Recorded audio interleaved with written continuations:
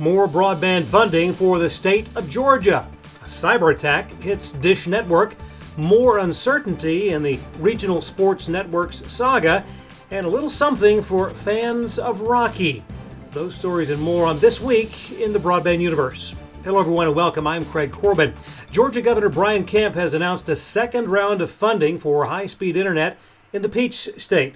An additional $15 million from the Capital Projects Fund grant program will help bring broadband service to unserved and underserved areas. This comes on top of the $234 million in CPF funds announced in January. The awards will target connectivity for communities, households, businesses, and anchor institutions in 28 Georgia counties. In combination with significant capital matching funds from awardees, upwards of $455 million will be invested for better broadband in Georgia. Word from Dish Network that the satellite broadcaster has been the victim of a cyber attack. The company has confirmed that data has been stolen as a result. Dish.com, the Dish Anywhere app, and a number of websites were affected, which impacted both internal communications as well as customer support systems. As the regional sports network saga continues to play out, with Sinclair looking to restructure more than $9 billion in debt tied to its Bally Sports channels, Warner Brothers Discovery is reportedly telling 10 professional teams from the NHL, NBA, and Major League Baseball with ties to its 4 regional sports networks that they have until the end of the month to buy back their TV rights. Otherwise, Warner Brothers Discovery will conduct a Chapter 7 liquidation filing, a move that could keep revenue streams from TV rights for a total of 52 teams in limbo. Stay tuned. On the plus side for Warner Brothers Discovery, the company ended Q4 of 2022 with more than 96 million subscribers to its streaming services, HBO, HBO Max, and Discovery, a jump of 11 million from the prior quarter.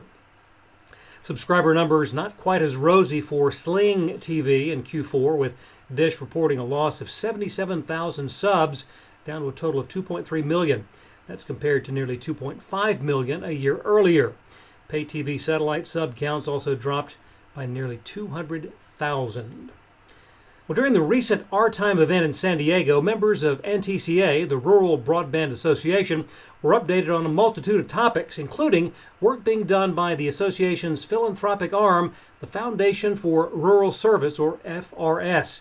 I spoke with Foundation Executive Director Pam Becker about their mission. So we are the way that NTCA members can give back to their community. Many of them already are doing that. They're community leaders. They're the people doing the heavy lifting in their rural communities. But FRS and the programs that we have and the resources we have gives them even more in their toolbox to be able to help their community, which is just such a great feeling. I am one of those people that thinks for philanthropy, all boats rise. So it's, the more the merrier. Let's do it. So FRS has three areas that we really focus in. Okay. The first one are programs that help young people, and that's scholarships, which people are familiar with. Sure. And that's scholarships for kids living for 2-year or 4-year or technical school that live in the service areas of NTCA members. Excellent. So we, this year, for example, are going to give out more than $100,000 for 39 scholarships, and including one scholarship for somebody going to law school for their first year. You can catch my full conversation with Pam on an upcoming edition of the Broadband Universe podcast. Televisa Univision's VIX has now become the world's largest Spanish-language streaming service, with more than 25 million monthly users on its free tier. Overall, the powerhouse media company saw fourth quarter revenue grow 22% to $1.5 billion, in part driven by a strong World Cup performance. Advertising revenue growth of 14% in the U.S., along with a full quarter of subscription revenue from VIX. Sports streaming service Fubo TV added nearly 250,000 new subs during the last quarter of 2022, but reported a loss of $152.9 million. Outside of the North American market, Fubo TV saw an increase in subscriptions of 117%.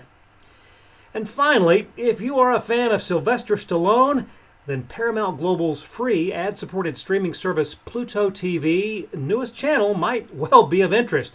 just this week, they launched a new 24-hour channel, the Pluto TV Rocky channel, featuring all films starring Sylvester Stallone, including, of course, the original 1976 Academy Award-winning film Rocky, along with Rocky 2, 3, 4, 5, and Rocky Balboa from 2006. Yo, that's a lot of Rocky. Enjoy. Thanks for watching. We'll see you next time on This Week in the Broadband Universe.